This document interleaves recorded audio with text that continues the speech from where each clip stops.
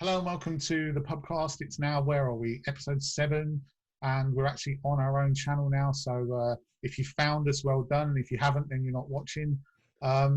It's the same 6 of us again this week. Yeah, we're going to just have some more chat and some more debate, and probably not some more drink though for me. I'm not drinking quite so much. So yeah, let's start off. What we've been up to this week, guys? Anything exciting? Anything exciting going on? Anyone? I found a nice tree, lovely tree on my little exercise walk, because I haven't been out for quite some time, and I found a lovely little tree. Is that the same tree you posted?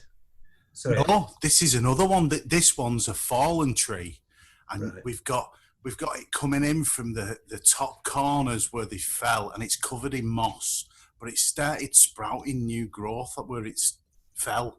Oh, and it's all in shade and light, and So you're really going to town on it at the moment, Mally, exploring it? I'm going tomorrow morning Yeah. for sunrise. Good I'm going man. to walk down there. I'm just going to give it another look and have a walk around it before I head off back home. And then I was considering doing a vlog there, but I'm still not sure. Your channel's going to get shut down shortly, though, if you're not going to do anything. It's been a good month now, hasn't it? Got yourself a vlogger. It's been 6 weeks, and it's tough. Do some processing. I have actually. I've been doing quite a bit. Actually record it though and put it on your channel, mate. The moon one I might do, yeah, but I think David's referring to the Crank Hill where I cranked it up. What are all that about? What did you take that night? What were you taking? That was strong acid. Can I say, while we're talking about the moon, Dave, that image that you took of the moon a few days ago, mate, that was stunning. Did you post that off anywhere, like I said, or I suggested? Yeah, Mark McNeil suggested I send it to his agent, so I did. Tumbleweed. But there you go. Oh, mate, I thought that was a cracking image. That was so good. Yeah. And I don't know if you guys follow James Bellings, do you? I do. He's local, yeah. isn't he? Yeah. He took a great one as well with the moon over the cathedral. And Over Ely Cathedral. Yeah, I saw that. Yeah, you see that? Yeah. I've yet to ask him where he actually took that from, because he was at quite a high elevation, overlooking the trees to get that. I don't know if he could actually see the cathedral from where he lives, and that might have even just been out of his bedroom window. But yeah, cracking shot. Maybe it was a composite like Dave's. Hey, Dave. I saw the comments on Twitter. A number of people have suggested that. Well, the thing is that I was a bit upset because I went out and scoped it out, scouted it, fingers crossed that I got it right. And it came up right between the two chimneys. Yeah. Basically, I'd have had a semicircle because I wanted it only half risen. At that point, you couldn't see any detail at all. So I was forced to wait for it to come up a bit longer, and it darkened up a bit by then. But yeah, quite a few people. Another person wrote in. I said, "Oh, is that a painting?" So I thought, "Oh, you can tell it's not a painting, surely." It's quite painterly. It's amazing, isn't it? What lockdowns taught? What lockdown has opened my eyes to local landscape. It's like you wander around your fields and your meadows and stuff, and you just don't see, like you say, Mally, with your tree, you just don't see these things normally, do you? You know, I've got a little walk now, not the one by the river, a new one, just on a meadow, probably 300 or 400 yards from my house. And I wandered around there several times, and I spotted this tree with the white flowers. I don't know what they're called. They're probably weeds. And I took a shot of it on my phone, on my iPhone, and I put it on Instagram. And I got some really good feedback. And it's like, wow, you know, it's amazing. I went back then, actually, with my big camera. Don't tell anybody, but I did. I wandered back down there with my big camera, and I took another shot of it, and I couldn't get any better than my iPhone. But it's just amazing what you can find locally, isn't it? Just going to say, you mentioned last week about has anybody put weight on? 1.5 stone, gents. Which brings me to what I was going to say. Well done, James, on your video. Thanks for breaking me heart, mate. What's that? Which Leg one? restricts. Last one. Oh, yeah. Your That's love me done. letter. Oh, yeah. Oh, that Enjoy was that. I'd watch that. I thought I'd make most of some backlog. It's basically a compilation of the last 3 years of that. Just I'd string it together. You know, something different as it were. But yeah. I think it was more the words that you put with it. Yeah. Like your use of the footage from back when you were out was brilliant. But the words that you put to that footage, it just, there was just something in it. It was I mean, without, I don't want this to turn into let's pat each other on the back, but it was fantastic. Cheers. It was a really fantastic video. I enjoyed putting it together. Very sentimental, poignant, and obviously balanced with a bit of sense of humour as well. That's what we need, isn't it, really? Yeah. Classic JB. Going back to what Jamie's saying, it's crazy, like you were saying about finding local spots. And I've been sat in my garden for the last week and a half, and I never thought, before lockdown started, my garden was an absolute tip. And now it's like a little haven for wildlife. It's just, it's fantastic. I literally sit there having a drink, having a Coke or something, sat at my table, and the birds are just, flitting in and out, feeding. Amazing. Really. You're a little sanctuary. It's funny how we've all adapted. Yeah. Well, I went on to, this was about 3 to 4 weeks ago when I first started doing a little bit of wildlife, and I went on to Wex, and I just looked at the Sony 200 to 600 lens, and I just see the price of it, and I think they're fairly well priced, to be honest with you, that kind of lens. But I went back on there 2 days ago, and that 200 to 600 is now sold out. Yeah. So I think there's a lot of people at the moment that are obviously thinking, right, what can I do?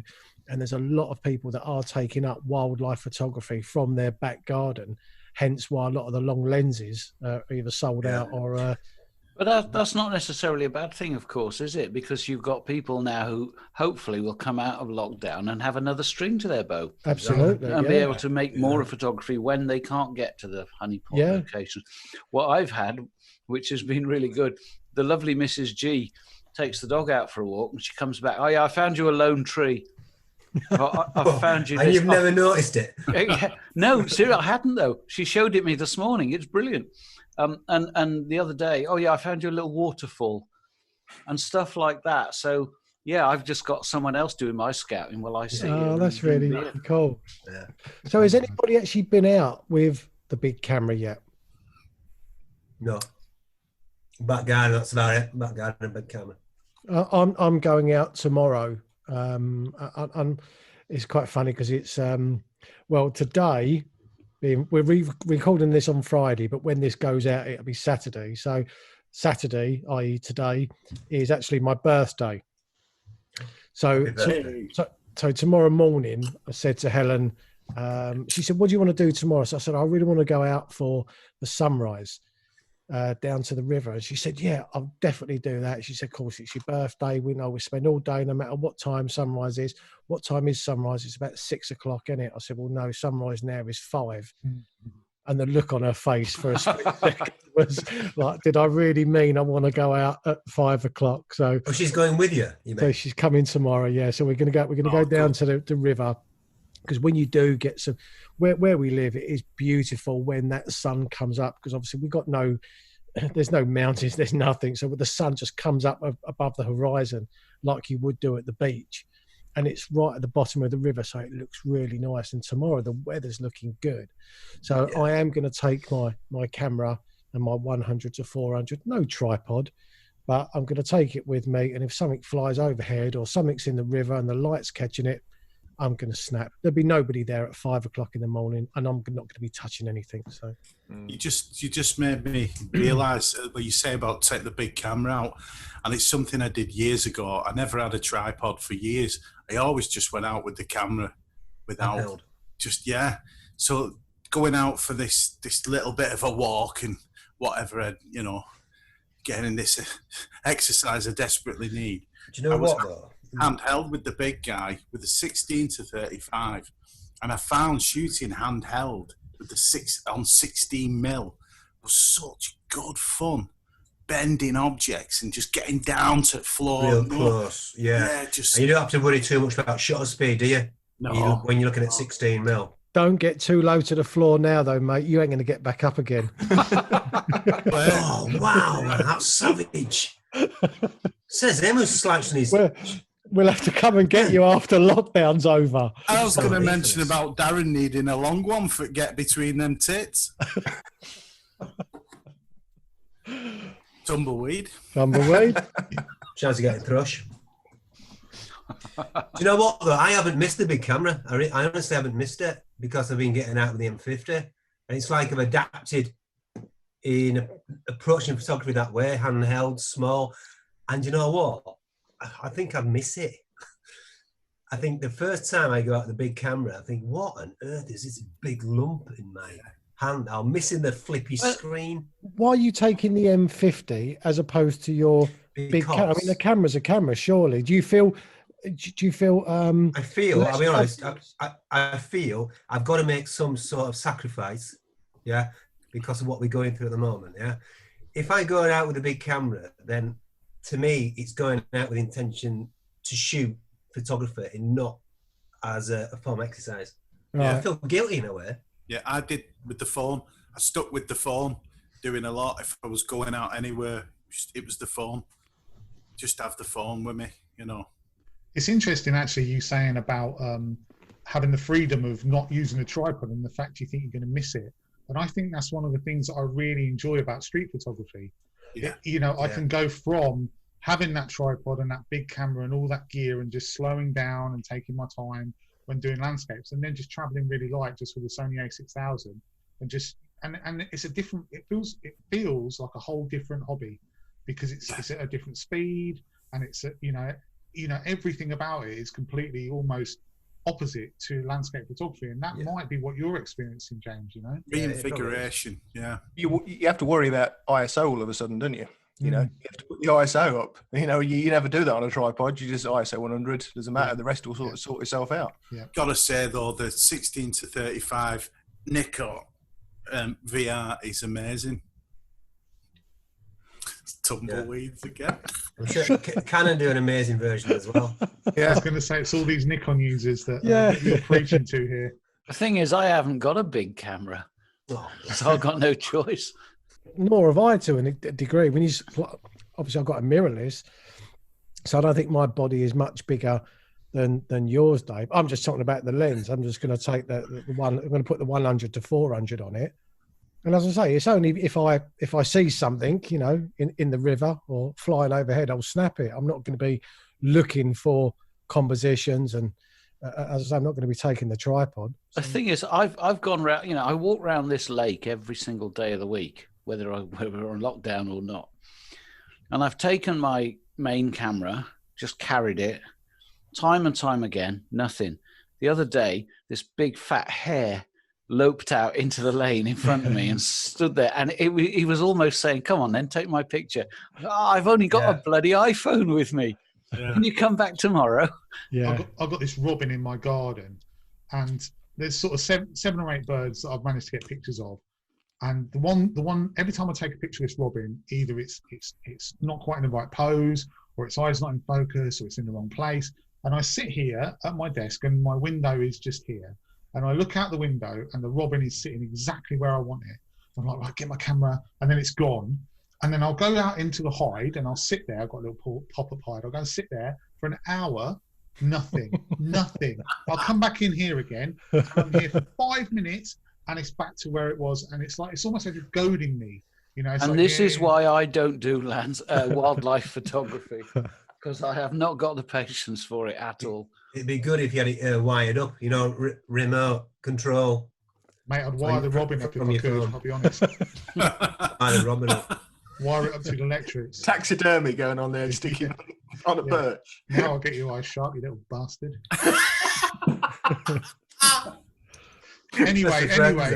Anyway, what are we drinking tonight? Let's have a chat about what we're drinking. Who's going to start? James, go on. What you got on tonight? Tea or coffee? Coffee today. Big question is, which biscuits am I drinking? Pink wafer. Which biscuits am I drinking? What are you drinking? Biscuit smoothies, is it tonight? Have you got something in the coffee? Is it Irish? Oh, Yay! Nice. dark Fine chocolate. Dark chocolate. Yeah, go with dark chocolate for me. Nice. Absolutely. Nice. Jamie, what about you? What are you drinking today? I'm on my normal IPAs. I have a Shipyard, I have a Hobgoblin, and I have I don't know what this is actually, an Old Empire IPA. I'm going up in strength, actually. I'm starting at 4.5, 5.3, and 5.7. So, okay. Any snacks? Any snacks today? Oh, snack of choice this week. Thanks for asking that one, Gary. Snack of choice this week is Walker's Sensation Street Mix, inspired by Mexican City. So it's tortilla sticks, Mexican style nuts, roasted and salted beans, and chili crackers. Sorry? Which are very nice. What about you, Mally? What are you on?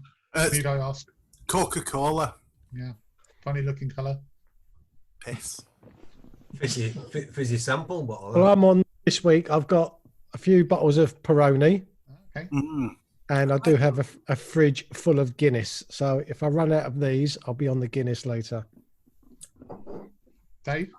I'm on the Moose Poose this week with a very big bag of nuts.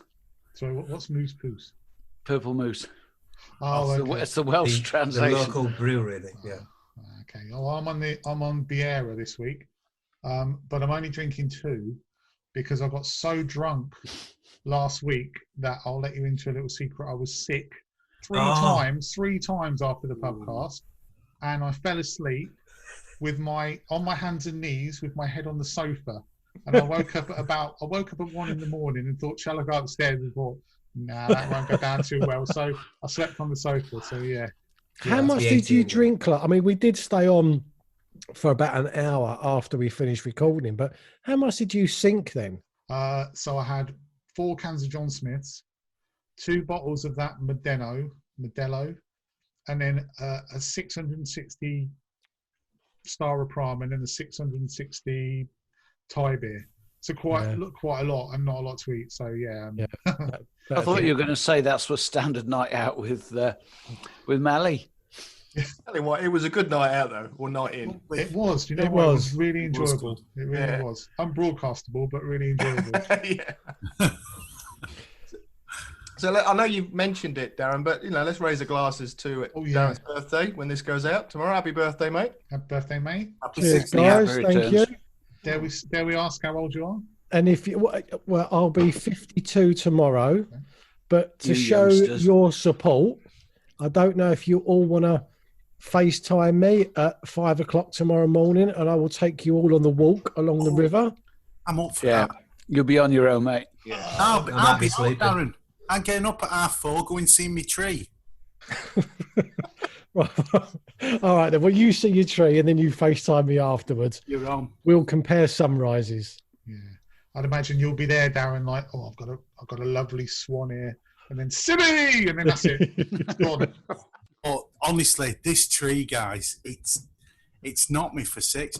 It's an area I used for go mountain biking. It's like really, really like knotty old ancient trees. I had a look, and there used to be an old aqueduct there, dates back to 1700s, and that's all gone. And what's left is I'd say it's not much wider than 50 feet, and it winds for about 6 miles of just woodland. And most of it is sycamore, but the further you go, the harder to get through it. You have to climb through a stream, and so the further you go, there's oak trees all gnarly and full of moss, and I'm like, really? Why haven't I seen this before? Why? So back in the time you're on your mountain bike, you're flying out, you're not paying any interest at all. So being on foot, walking through this area near Garswood, where I live, like not far from where I live, and it's just, I could spend a year there. It just looks fantastic. So burning question, Mallet, burning question. When we do finally get out of this lockdown, are you going to visit that place more often? Definitely more.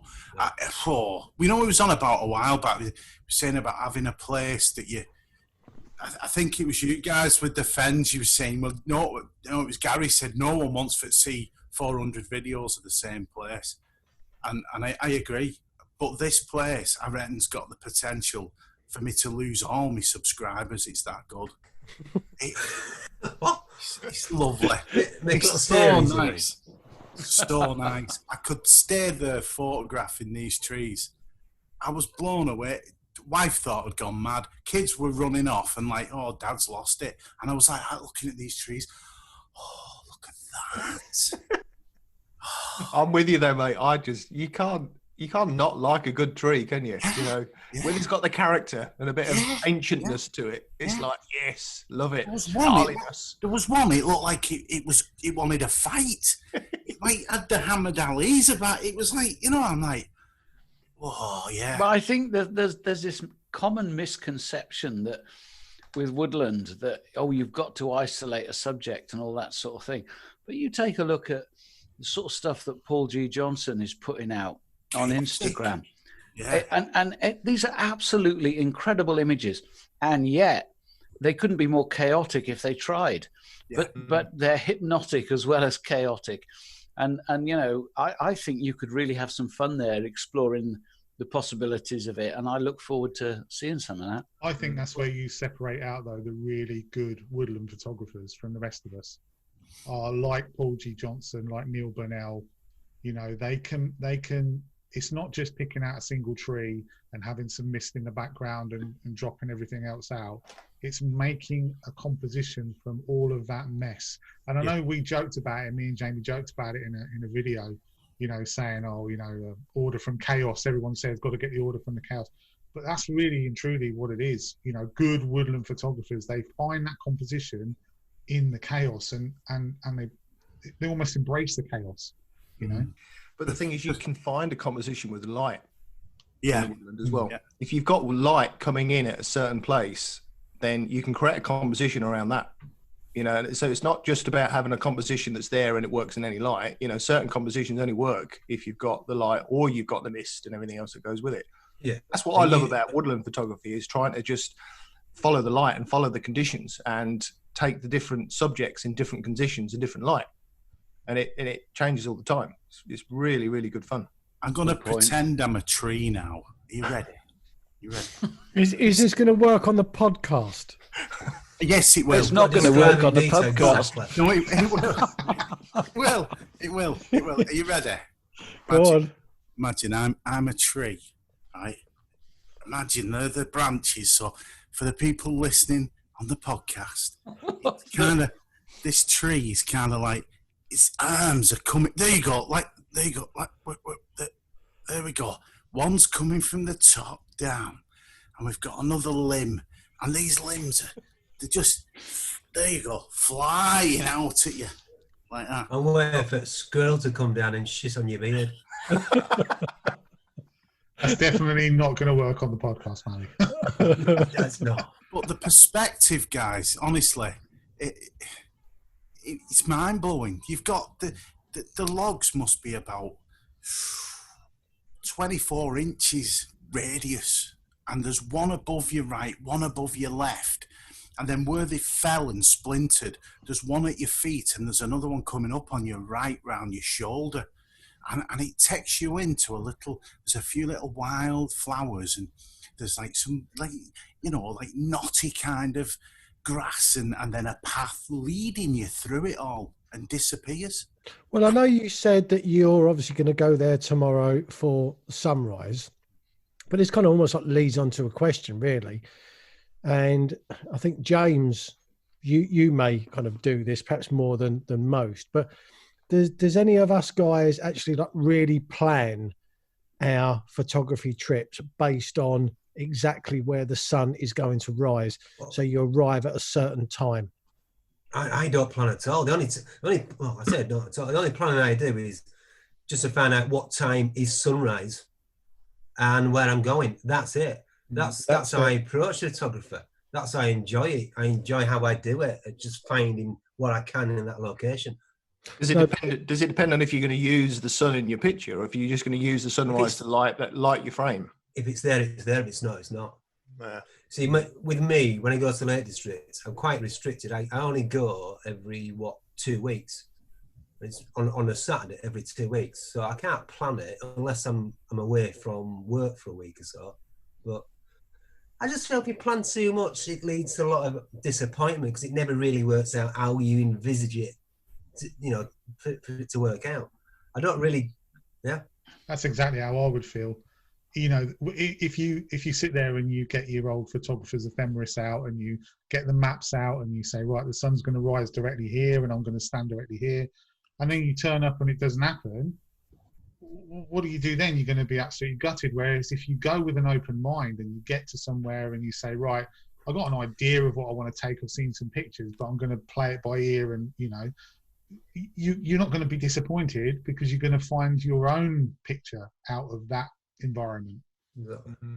Yeah. I think we know this time of year though, hence I think Darren's saying, why am I going to get up so early if it go to this tree? I could shoot it any time. But I reckon for this tree, that kind of early morning glow where it's not too, I think it could be just subtle enough to raise the moss and the hues of the green. Which is good, Mally, because it's how long does it take you to get there, by the way? How long is it going to take you? It's about a 3 mile walk, so it's about a 6 mile total. It'll probably take me 3 mile, half an hour, 3/4 of an hour. Okay. Striding. Yeah, so you're not rushing about. You've got plenty of time to get there, haven't you? So you can plan in a way to get there when the best light is. Yeah. Well, I mean, I think that's the point, though, isn't it? That there are times when you can go somewhere, and you have to take what you're given.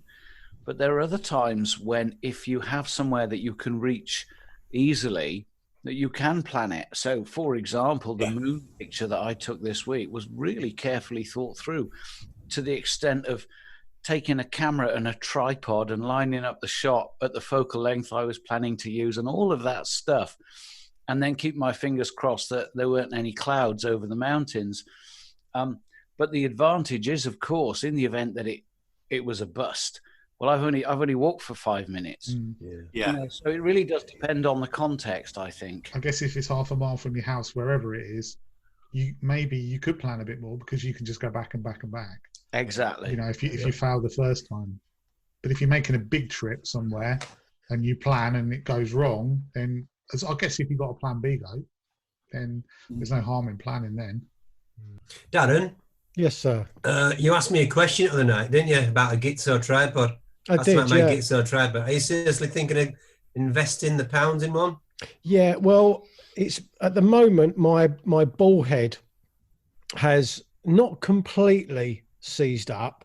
The ball head, once the camera's locked in position, it's fine. It moves around. But when you press the little button on the side, the clasp is not releasing. So at the moment, I'm in the hide, and I'm either using a screw or a bottle opener to kind of push in the clasp in order to get the camera off. And I'm thinking at some stage, I'm going to lose my camera and lens, and it's going to end up on the floor. So yeah, I'm starting to look at a new ball head and tripod. Do you reckon that might happen? You know that happened to me, don't you? With your ball head. Do you know that, Darren? Well, I do know that you lost a camera, but I can't remember the story because that was a couple of years ago. What happened? I was at Rivington. I was at actually the very first meetup that I'd ever been to, and I was like literally got the because it's got the old it's got the button on, hasn't it? The spring, that's like a spring release clamp on it. So got it all in place and it clicked into place. Had the camera on a tripod, literally walked over from one place to another, put the camera down, and it fell off. And what happens with that particular model is that the clip doesn't come out properly. So you tighten it up and you think that the clip's in place holding it in, but it's actually not. So your camera is quite loose on the head, even though it seems like it's secure, and it just fell off. And I posted a video about it, and you're right there, James. Oh, he's getting this thing out. I posted that's going to sound good on the podcast. He's getting this thing out. I posted a vlog on it, and is that it? Is that the board? That's it. Yeah, that's the one. Yeah, that's exactly the one. Yeah. And Manfrotto basically refused to admit there was any fault in the whole series, but they said that there was a fault on my particular item, and they gave me the option to have a brand new one of those or to have a Gitzo. And I was like, I'll have the Gitzo, thanks very much. And that just screws up. You got a Gitzo bollard, yeah. I've got the same as yours, I think. Yeah, James. That's very admirable of him. That's very good. That's good as that. Yeah. Yeah. Yeah. I've got to mention Ben Rowe. No affiliation to him apart from I bought a tripod that's heavier than my mum. Well, it would be. My mum's dead, but you know what I mean. I also got a ball head. That went well. Ben Rowe. Yeah, Ben Rowe. But I couldn't get the ball head because it was too expensive, and I got a Amazon specially kind of thing. Oh, CCKO. Oh God, what's it called? Can't think. CCKO. Is it? Cheap Chinese knockoff. Yeah. You didn't get it. Yeah, you got it. That one. Can't see it. CCKO Series 3.4. Yeah. Aye. Okay. It's a belter, an absolute belter. So with the right thought and the right equipment, just have a look at what's out there. Like we all say Gitzo, but well, we're looking at £1,000 here for a Gitzo and a decent ball head. £1,000. That's a lot. That's a lot of spanners. That's a lot of spanners.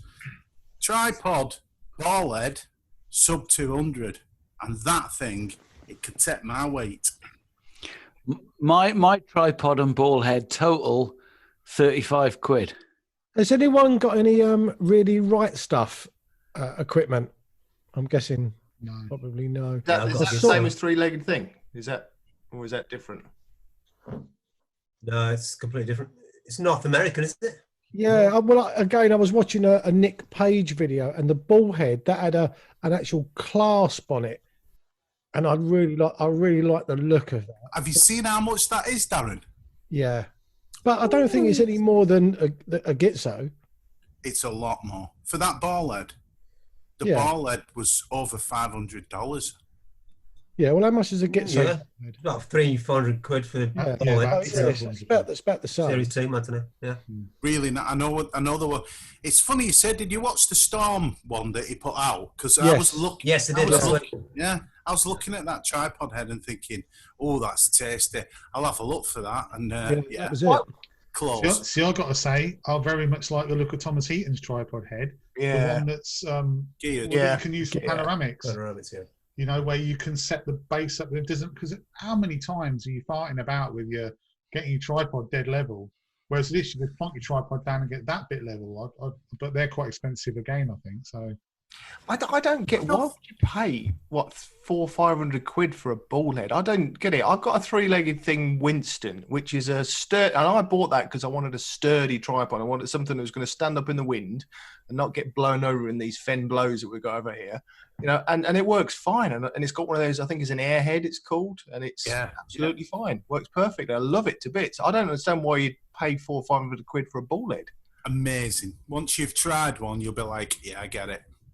Like that that ball head of mine was £40 off Amazon, and I love it, and it's amazing. It's got a really big ball on it, so it's doing an impersonation of a really or a Gitzo. But once you see a Gitzo in action, and you take that tension off and you move it, seriously, I know it is though. It does. Dave's laughing there. Christ almighty. He can laugh. Dave doesn't understand the qualities of moving your balls around like that. I guess the thing is, you don't notice it if you don't need it. Or if you don't use it, you don't notice it. But when you do use it, if you then went back to a cheaper one, you might be a bit... Because there's no... With the Gitzo one that I've got, there's no moving once it's locked in. There's no play. It moves smoothly. I can get to everything quickly. The only thing that's happened to mine is actually the little, I've got it here somewhere. Where's it gone? I'm just mucking about with it. This little rubber thing's gone on. That's it. But isn't it a contradiction in terms? I mean, we were talking earlier about hand holding your camera.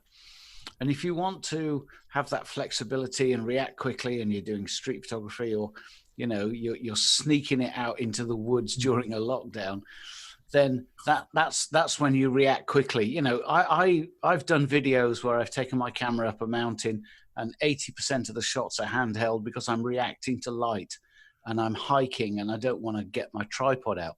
But when I do get my tripod out, it's just a prop for my camera. It suspends it in a 3D bit of space and time. And once I've decided what my composition is, I don't need it to move as smooth as a cashmere codpiece. Once it's pointing at something and I've got a composition dialed in, as long as it doesn't bloody fall off, job done. No, you're right, Dave. You're right. But the thing is that old one, the one that Darren's got now, that I used to have, that one, when you screwed it up, you got it to a point and then you sort of let go and it had moved slightly away from where it was. Oh, no, yes, absolutely. If it doesn't stay where you point it, I can see it being frustrating. So what's the point of me setting it all up and then screwing it up, let go, and then it's gone bonk and moved about, a fraction of the...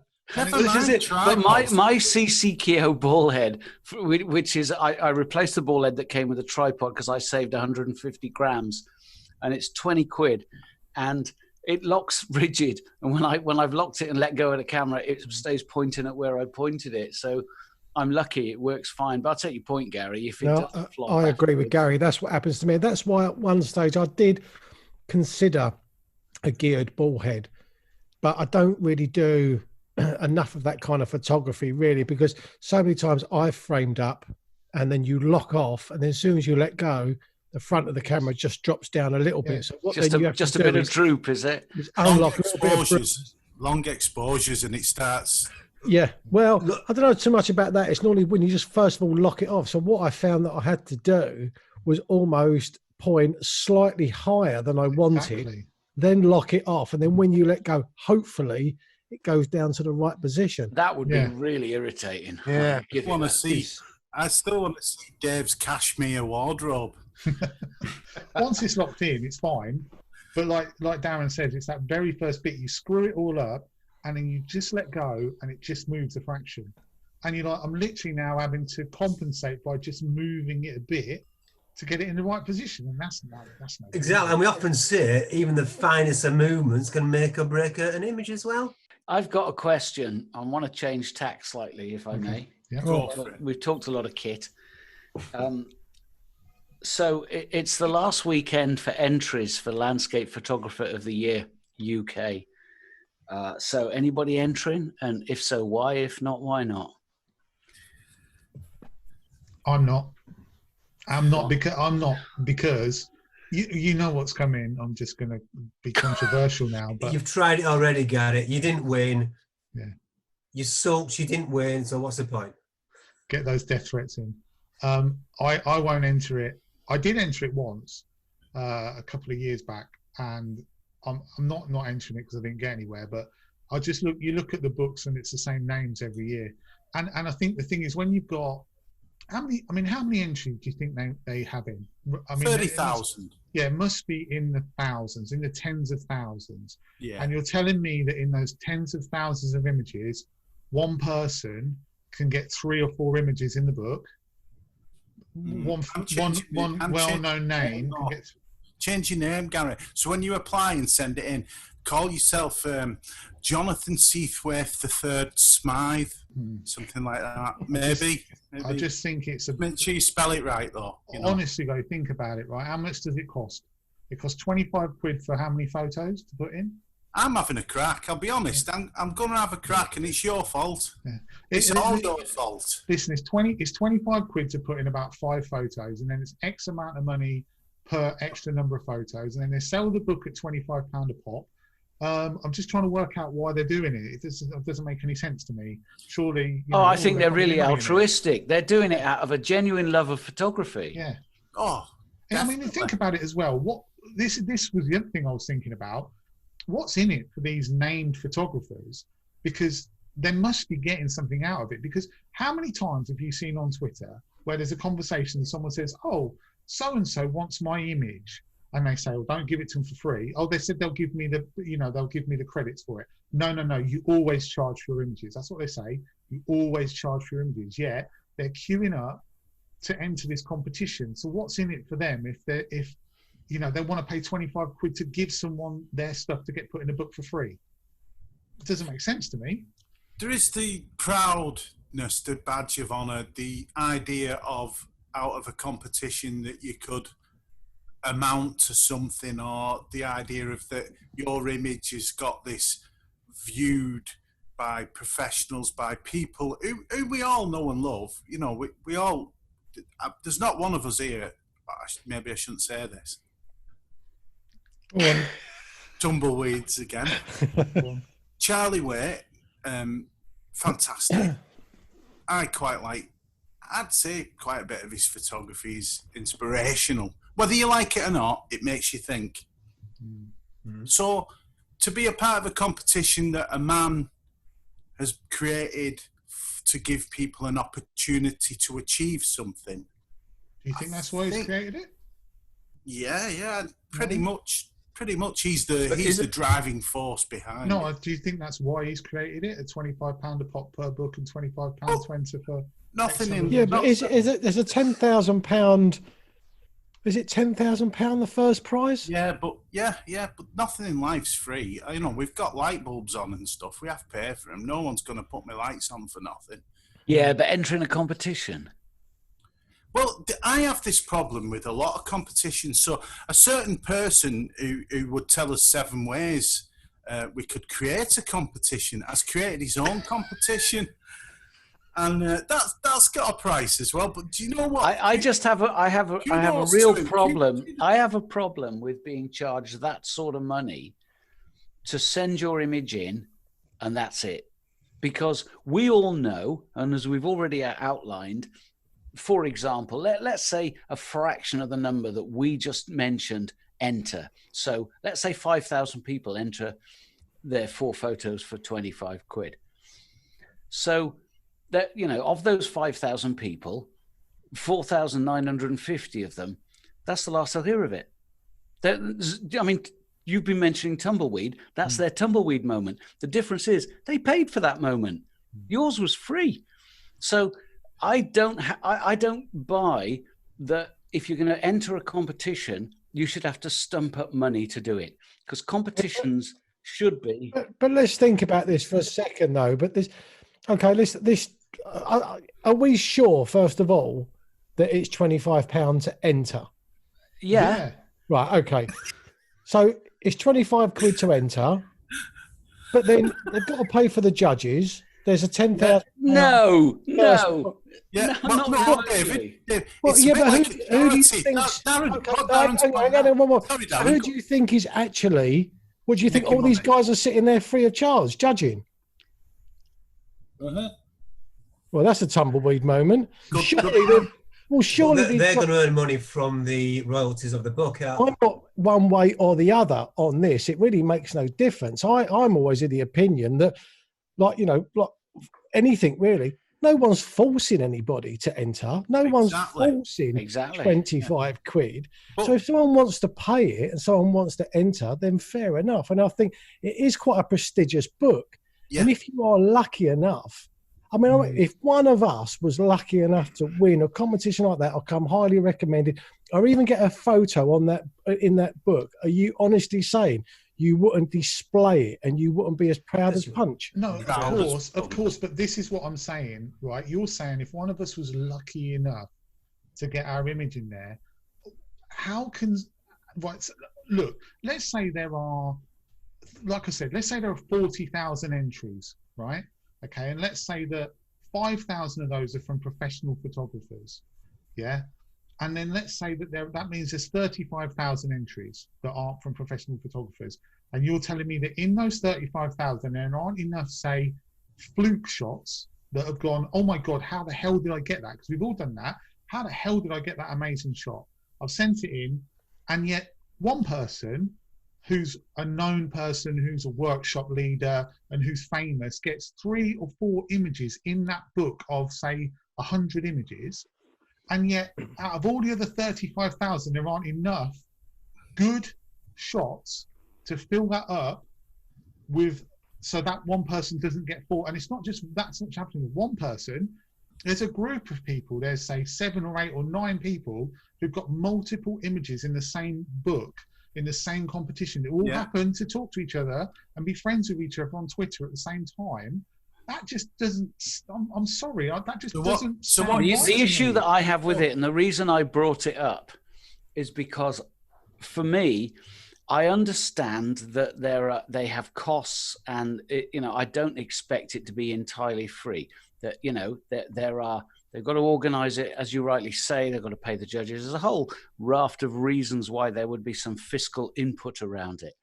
But it's fair to say that at the rate that they're expecting people to pay, it's essentially a money spinning exercise, because they could run the competition and they could have the prize money for a fraction of the cost that they're expecting people to pay, because they make an awful lot of money off the back end of it. An awful lot. So don't tell me that it's an altruistic, don't tell me that it's, let's promote photography, let's promote photographers.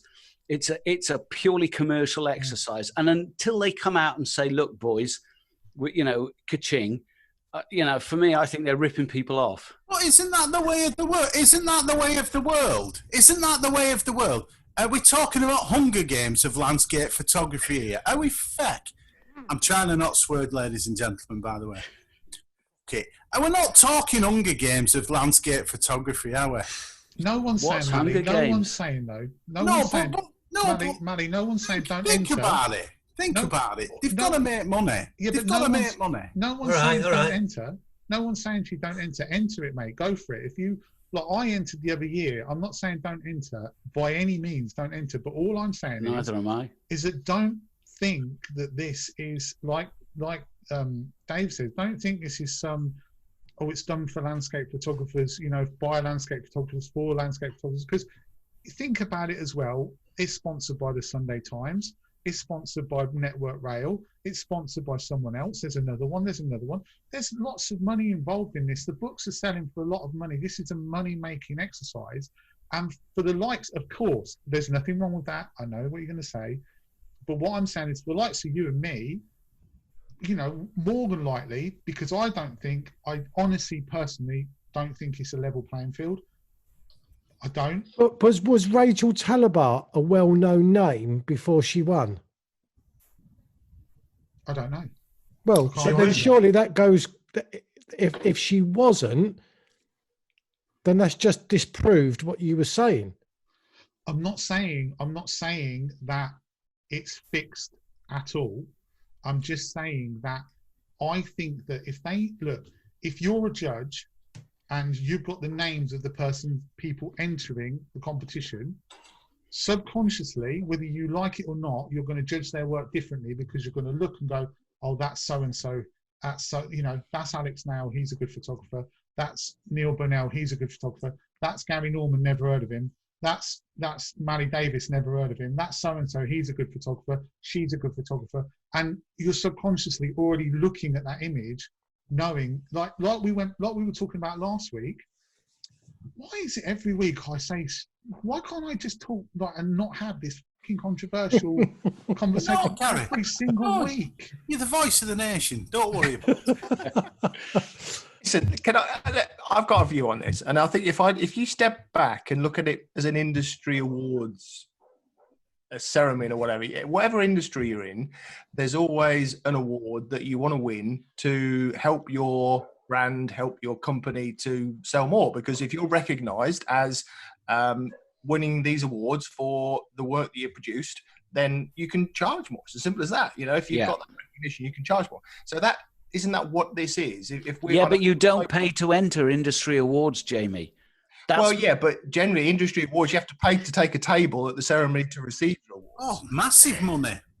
You do. If you receive an award, in our industry, you have to pay to actually take a table and host your customers and come along and receive your award whenever you receive it. And isn't Really? Yeah, absolutely. You're in the wrong industry, mate.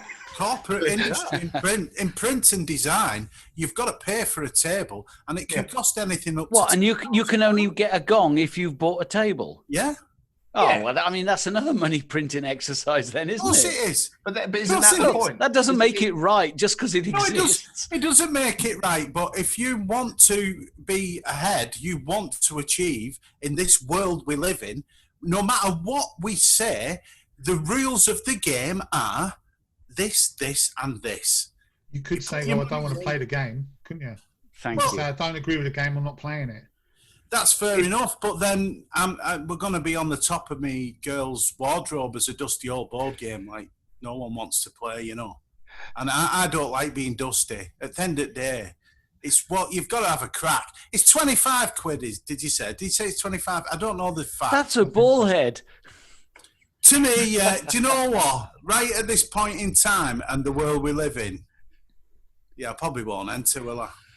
Would landscape photography be a better place without it? Is that what you're saying? It wouldn't be any different. Wouldn't be any different. Would it not? Would it not be something the to pictures would aim still, for? the photographs will still get made. Oh, but They would, but would they be paraded in such a way like it is?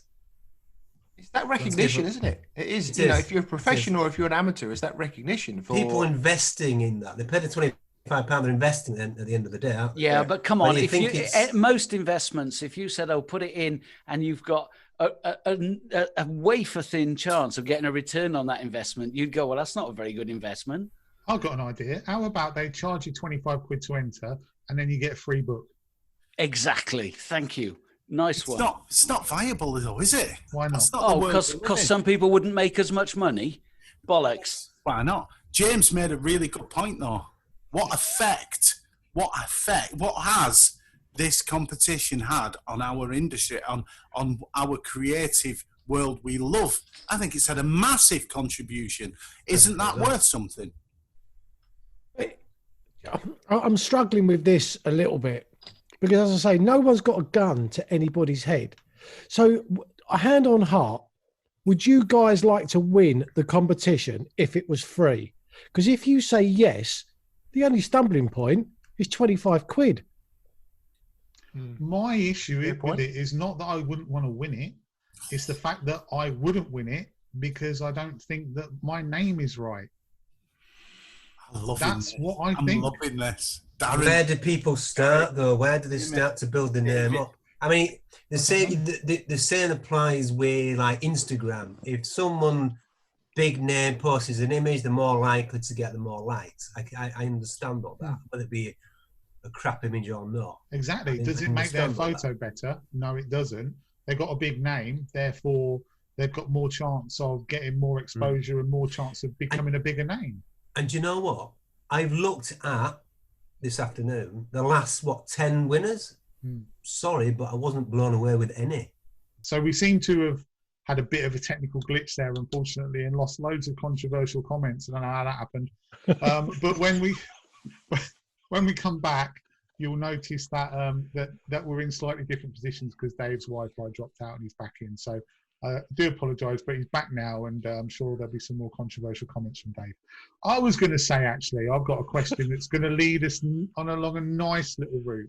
Yeah. So say that you've got a beginner photographer, someone who knows how to use a DSLR, but they've only got it, they can only use it on auto mode, right? If you're trying to teach them the basics of landscape photography, what would be what you would say the most important piece of information you could give them technically, and the most important piece of information, holistically about the whole, about getting that photo? see, look, and shutter speed. Is that it? Pretty much starting off. It's an auto though. It's an Get it auto. sharp. Get Yeah, it they're on sharp. auto. Yeah. Get it sharp and look around. Look where you are. Take in your environment. You've got to know the basics though. Surely you've got to know exposure triangle. You've got to know but what happens. starting off. Yeah, Get it but if they're in sharp. auto, then they're not necessarily understanding what the exposure triangle means and what happens if you change. So yeah, my first advice is take it out of auto, go to the manual. Yeah. And you're going to learn Shoot that at the way. right speed. Shoot at a good Yeah. speed. Yeah. Don't worry about being under or overexposed too much starting off. Look around, shoot at the right speed, get it sharp, and then play. Post-processing is a big thing for me. We're all But photographers. it is, Manny, but you need the goods in the first place, don't you? You need to You produce do, but we're talking about starting off, aren't we? Yeah. So starting off, you So want get something. the nice image first. There's Yeah. nothing worse than getting home and your image is out of focus. Yeah. That's the biggest killer for anyone starting off is an image that's blurred. Yeah, Even so, if it's a shit composition. yeah, so my advice would be, talking about that, my advice would be that learn about your shutter speed, yes, but going back to the exposure triangle, really important, learn about how aperture affects depth of field. Because when I first started photography, I've got some photos now that I took back in the day, and I couldn't understand what was going wrong. And what I'd done was I was trying to account for the light. It was a very, very bright sunset, essentially. And I dropped it down to the lowest, like f5.6 or whatever to take the shot. I couldn't understand why my foreground was sharp, but my background was blurred. So that would be my technical piece of advice to someone. Learn how aperture affects the depth of field, specifically for landscape photography. It's not only that though, is it? It's the proximity of your foreground against your background as well. You can still take 5.6 with a telephoto and a fully sharp image. Yeah, but that's what I'm saying. Learn how aperture affects it. Yeah. Next stage, that though, isn't it though? Yeah, but I go back to what I just said. You've got to learn the basics. You've got to know what affects the other. You've got to know if you change your aperture, then you've got to change your ISO and vice versa. You've got to learn that, and you've got to experiment. And that's the thing. You need to get out there, try, make loads of mistakes, and then understand why you've made those mistakes, and then correct it. And then by that, you'll understand how the exposure triangle works. Then you can start talking about light composition and the rest of it. But you've got to get. Do you need to learn the exposure triangle to take a good photo? Why don't you just stick it on f11 and just follow your dialer until it meets the center by just in your shutter speed and your ISO? Because going back to Gary's point, you're not really understanding depth of field, then, are you? F11 will give you that depth of field, but if you're a beginner, why does it give you depth of field? Why can I not get the same depth of field with f5.6, as Gary said? So, with Dave's camera, micro four thirds, f11 isn't the sharpest. Isn't the sharpest at all, is it, Dave? What's your? Is it f6.3? 5.6. 5.6. But the thing is, though, the original question didn't differentiate what genre of photography. We've all assumed I said landscape. Apologies, take it all back. But everybody learns differently as well, and I'm very much a hands-on learner. And if I was a total beginner and I had access to someone local who perhaps run workshops, I would much prefer to go on a workshop with someone for an hour and talk to them and say why constantly, than watch a YouTube video where you can't ask any questions.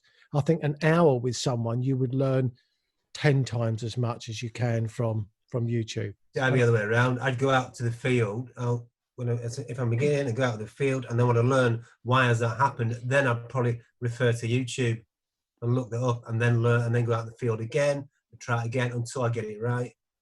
We all learn differently, don't we? We do, yeah. Yeah. I was coming from more of the point of view of not being dismayed or feeling a little bit, because it's a very confident art form, isn't it? It's a confident art form, as in, if you don't get something that inspires you. It's forgiving, you mean? Is that what you mean? Well, I think there was nothing worse early days was at college and developing film and they were blurred.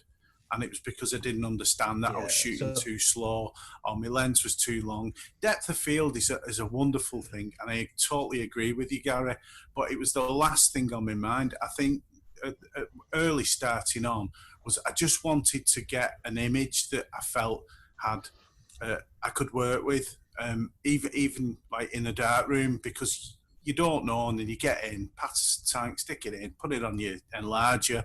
Oh God, I've just spent half an hour doing this and it looks shocking, and then after that, obviously exposure triangle is it's the ultimate. You have to know what your camera's doing. I think you're absolutely right, Mally. I think that getting early results is by far and away the most important thing to keep someone interested and engaged.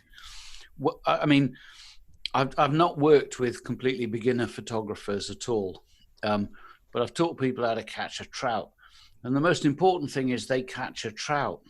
Yeah, Because exactly. if you go fishing and you catch nothing, you go, well, what's the point of this? And so that bit where you come off auto, okay, fine. So we'll just nudge it off auto into aperture and let the camera do most of the heavy lifting, or nudge it off auto into program mode. It doesn't matter, as long as somebody gets an image and they go, hey, look, Mum, look at my picture. Because that will keep them interested and engaged. And all those little baby steps where they move on to the next thing and the next thing, the next thing will come at a pace that they can assimilate. But I think your point, I think you said earlier on, Darren, about having that sort of one-to-one session with somebody. If you've been taught the basics, or you've read about the basics and you understand them in theory, and then actually being out there in the field with your camera, and every camera is slightly different in terms of where everything is, then having somebody there with you, showing you, talking you through, explaining why that particular shot is overexposed or underexposed, or why it's not got the right focus, it really can help a beginner to understand what they can do to correct it and put it right, and then set them off. I think so. I mean, I don't know if I've got to mention to you guys before, or it might be on one of the Pubcasts, but I'll rattle through it really quickly. But when I used to do the Astro, we used to go away twice a year to the Brecon Beacons in Wales. It was a weekend that we used to go for, and everybody was like-minded. And every weekend, or I'd say twice a year, but every weekend that I used to go, I used to come away with so much more knowledge, because we used to chat over a beer, over a coffee, than I did for 6 months on YouTube and online, and trying to read this and trying to read that. You'd have someone standing next to your camera, standing next to your computer and the software, and say, oh, if you just tweak that, you'll get your tracking a lot better. If you've done this, you've done that. I just think that being with like-minded people, which might actually lead us on to Camera Club at some stage, I don't know, but being with like-minded people, I think, can teach you so much. So my advice for a beginner, if you've got access to someone, go out. Doesn't even have to be a professional, but go out with someone who's a better standard than you, because you'll come away with loads. Totally agree, Darren. And the other thing as well about going out with someone is you get a different point of view.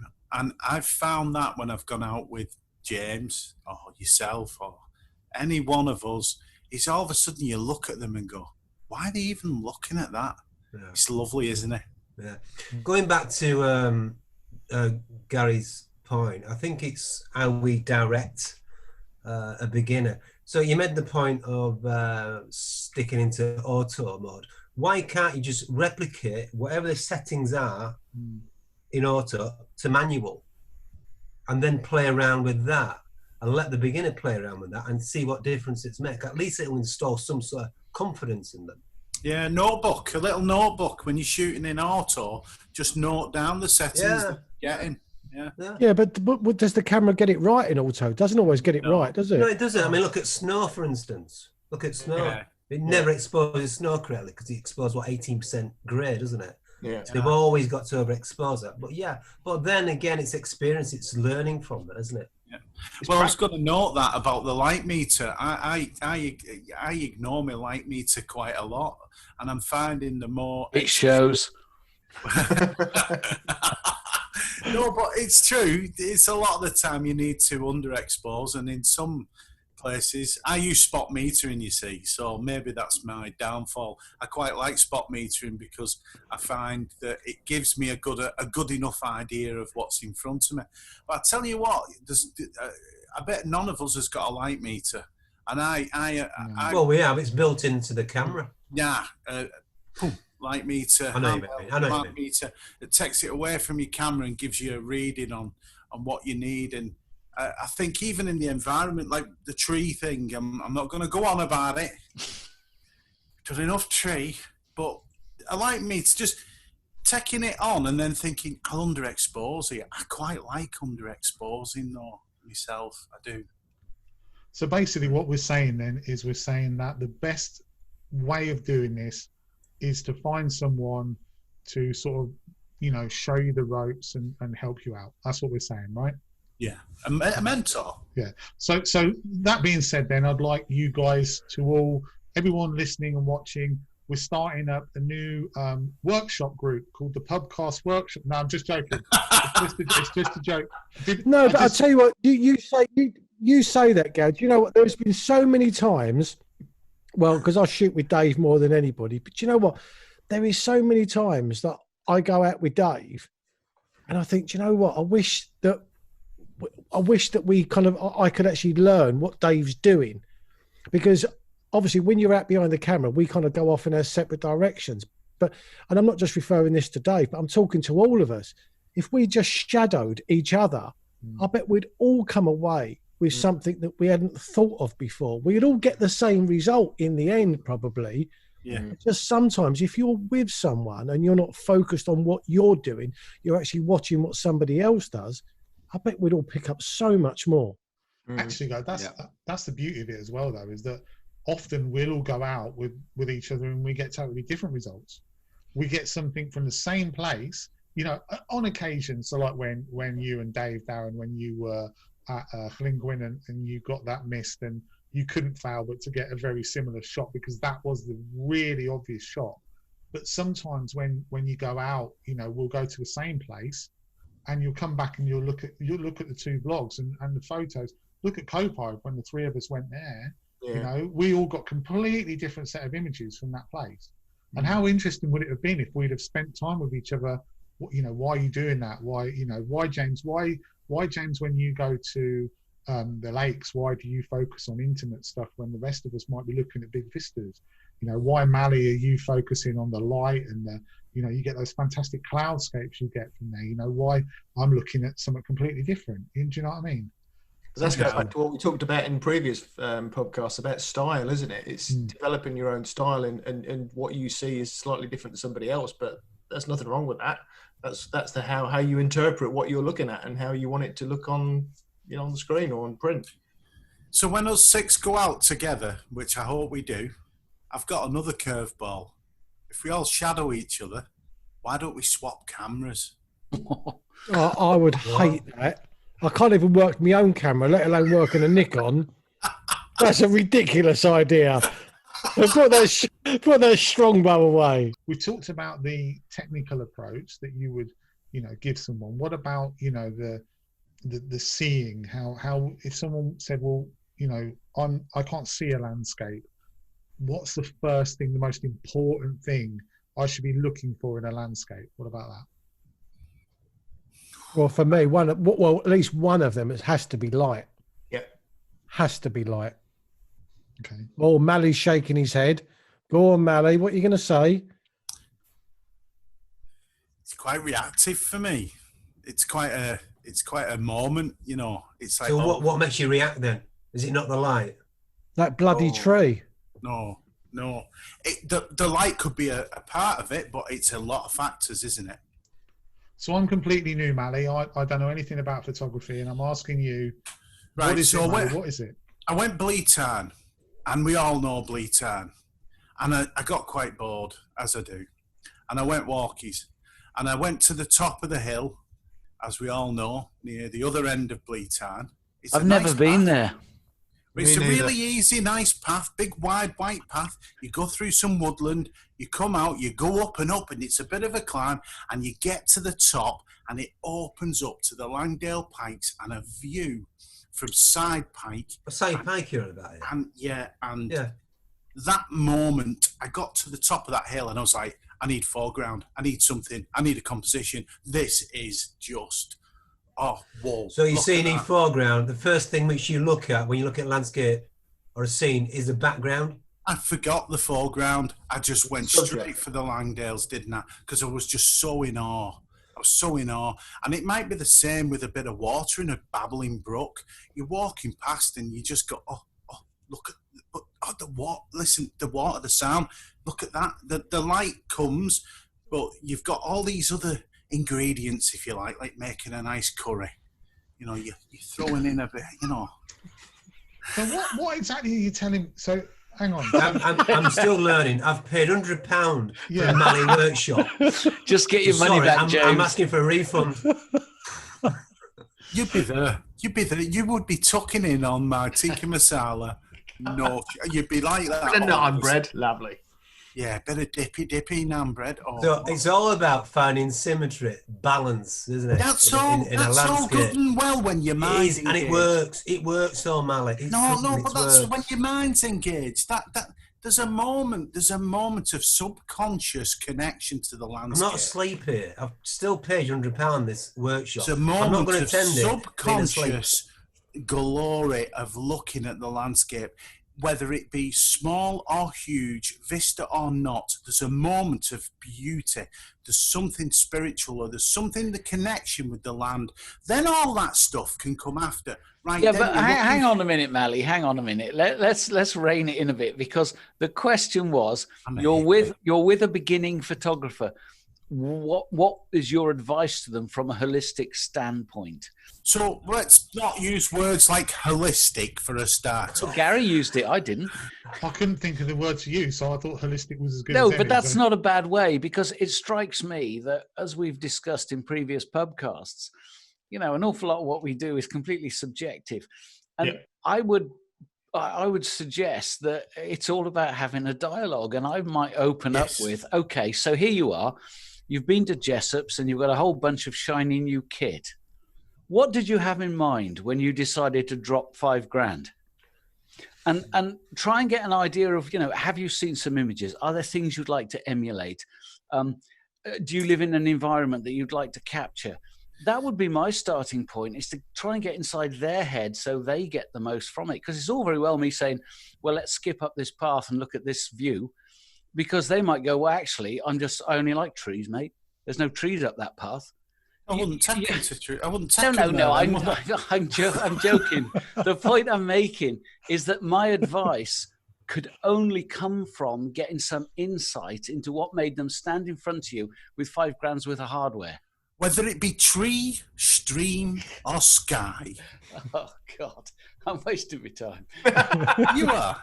Very much so. If you come No, out with I think Dave has made an excellent point. I really do, because we're all different, and if any one of us was hosting a workshop, that has to be the approach. I mean, I said light because I do think that that's obviously like what I would look for in my landscape, but you have to be in tune with what somebody else wants.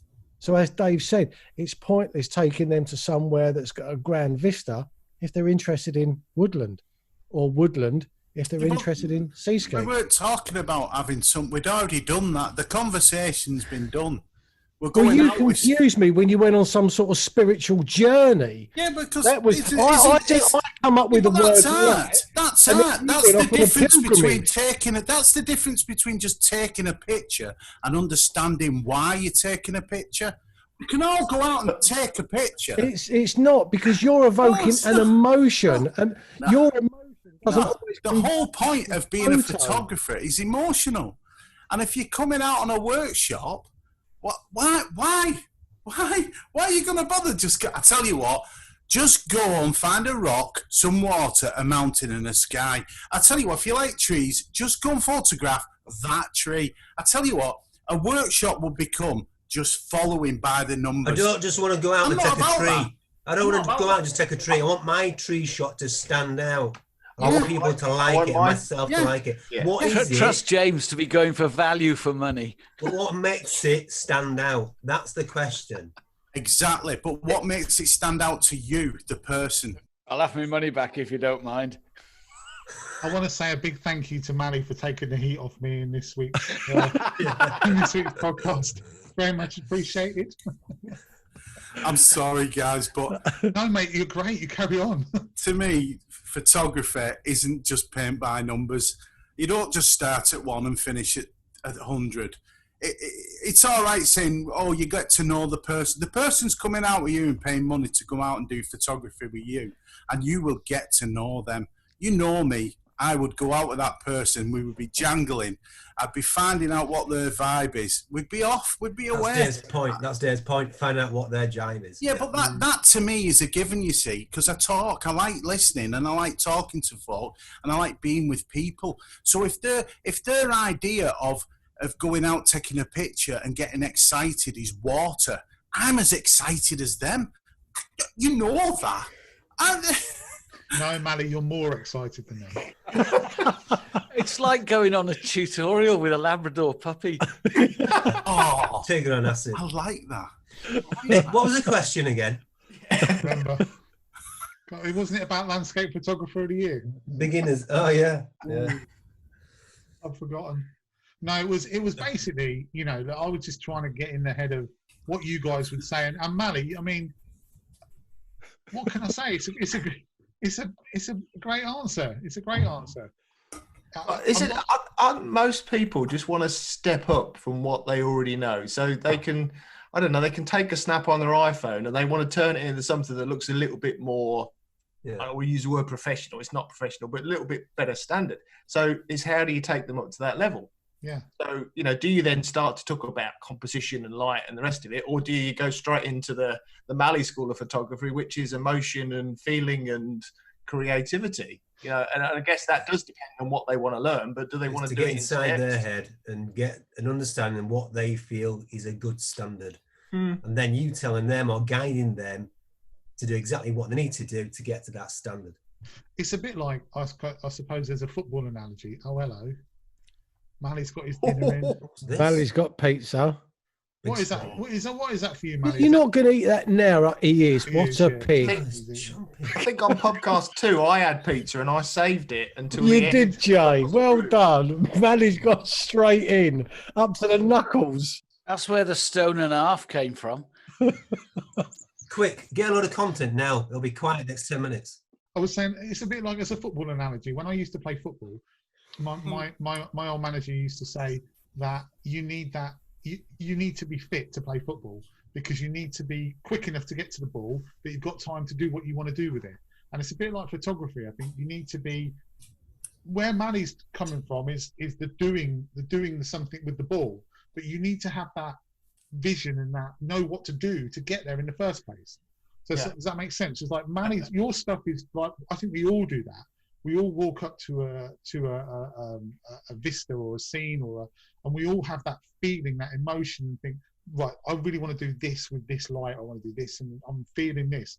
But we only have that now.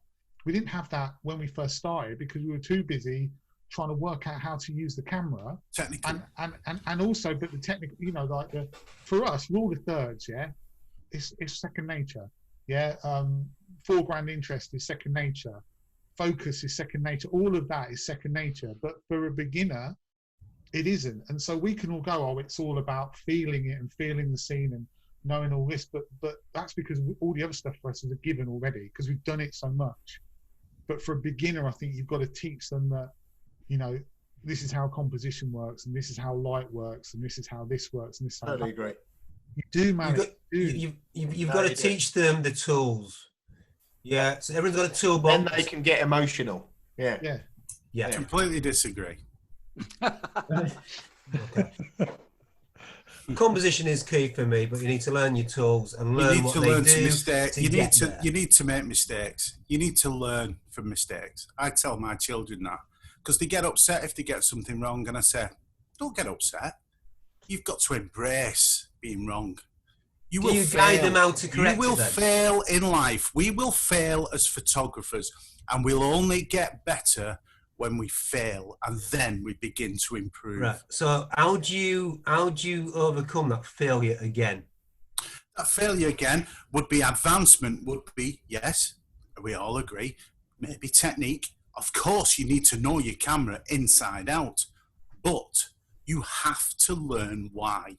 And why am I failing in depth of field?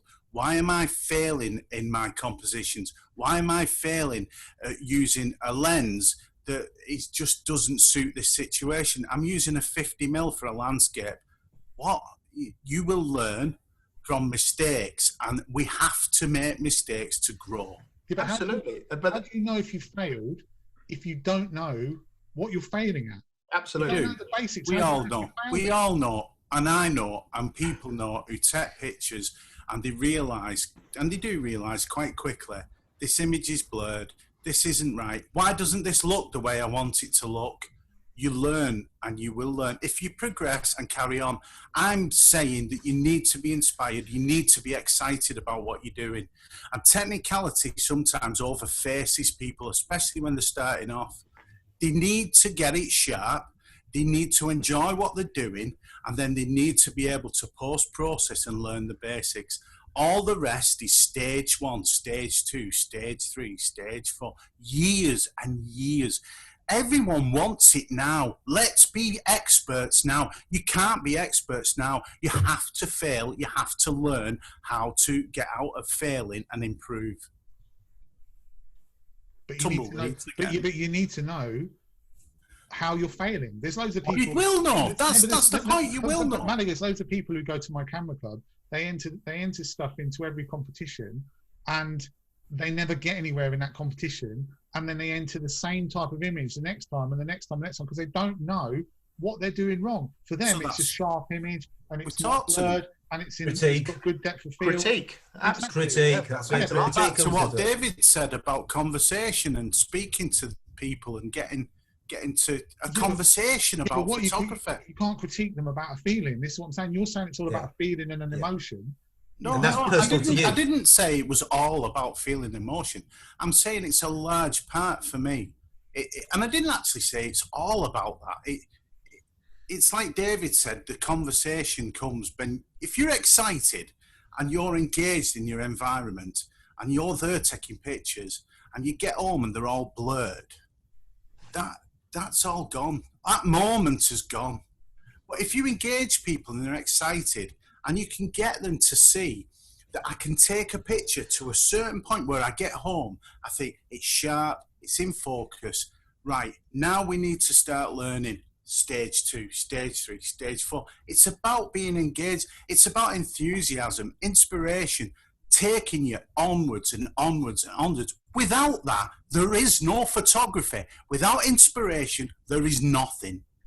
No, I'll tell you why I'm laughing. Because